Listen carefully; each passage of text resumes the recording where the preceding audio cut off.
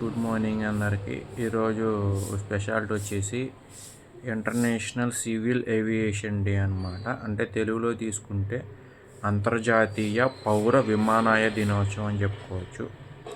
మనకు తెలిసిందే, విమానం కనిపెట్టిన రైట్ బ్రదర్స్. వాళ్ళు మామూలుగా గేమ్స్ ఆడుకుంటూ ఎగిరే బొమ్మను కనిపెడదామని చెప్పి విమానాన్ని అయితే కనిపెట్టారు. తర్వాత అది చాలా డెవలప్ అయింది. ఇప్పుడు కూడా చాలామంది ఫ్లైట్స్ తిరుగుతుంటారు. దాంట్లో 2 టైప్స్ ఉంటాయి, హెలికాప్టర్స్ అండ్ ఏరోప్లేన్స్. ఒకవేళ 2 టైప్స్కి డిఫరెన్స్ తెలిస్తే మీరు ఖచ్చితంగా కామెంట్ చేయడం మర్చిపోమాకండి. నాకైతే రెండు ఒకటేలా అనిపిస్తాయి. ఎందుకంటే కొంచెం సైజెస్ ఏమైనా తేడా ఉండొచ్చు దానికి దీనికి. కాకపోతే రెండు ఒకటేలాగైతే నాకు అనిపిస్తాయి.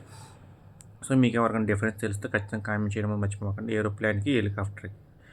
అటు నుంచి వచ్చేసి విమానం మీన్స్ నథింగ్ బట్ ఇప్పుడు ఇంతకుముందు రైట్ బ్రదర్స్ ఎవరైతే ఉన్నారో గాలిలో ఎగిరే పక్షి, ఇప్పుడు పక్షులు ఉంటాయి కదా, ఈ గాలిలో ఎగురుతాయి కదా, వాటిని ఇన్స్పిరేషన్ చూసుకొని వీటిని గాలిలో ఎగిరేటైతే తయారు చేశారనమాట.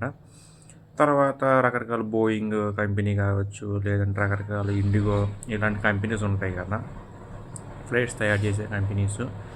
ఇలాంటివన్నీ మామూలు మంచి మంచి డెవలప్మెంట్స్తో వాటికైతే తయారు చేసుకుంటూ వచ్చినాయి. రైట్ బ్రదర్స్ కనిపెట్టాక డెవలప్ చేసుకుంటూ వచ్చినాయి.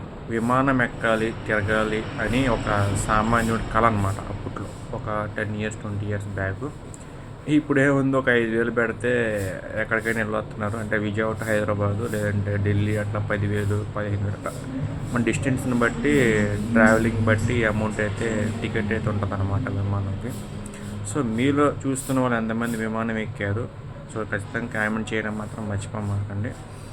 నేనైతే ఇంతవరకు విమానం ఎక్కలేదు, ఎందుకంటే నాకు భయం అనమాట, అది ఎక్కడ బ్లాస్ట్ అవ్వద్దు అని. ఎందుకంటే విమానానికి ఒక మైనస్ పాయింట్ ఉంది, దానికి ఏది అడ్డం రాకూడదు. ఏదో టైంలో ఏమైనా అడ్డం వచ్చింది అనుకోండి, బ్లాస్ట్ అయిపోద్ది అనమాట. అట్లాగే సౌందర్య గారు చనిపోయారు, చాలామంది చనిపోయారు. మన ఈ మధ్య కూడా చాలా ప్రమాదాలు జరిగినాయి, విమానం అక్కడ కూలిపోయింది, ఎక్కడ కూలిపోయింది అని చెప్పి. సగం వచ్చేసి కంపెనీస్ నిర్లక్ష్యం అని చెప్పుకోవాలి, సగం వచ్చేసి ఈ విమానాలకి ఏది అడ్డం రాకూడదు అనమాట. ఏమైనా అడ్డం వచ్చిందంటే కొండలో గుట్టలో ఇలాంటివి వెంటనే కూలిపోతాయి అనమాట, బ్లాస్ట్ అవుతాయి వెంటనే. సో అలాంటి ఛాన్సెస్ ఉంటాయి. సో విమానం ఎక్కామంటే మనం ఇంకా ప్రాణాలు గాలికి వదిలేసి ఎక్కడమే అని నా ఒపీనియన్. ఈ రోజుల్లో ఇంతకుముందు అంటే బాగా చేసేవాళ్ళు కంపెనీస్, ఇప్పుడు కంపెనీస్ కూడా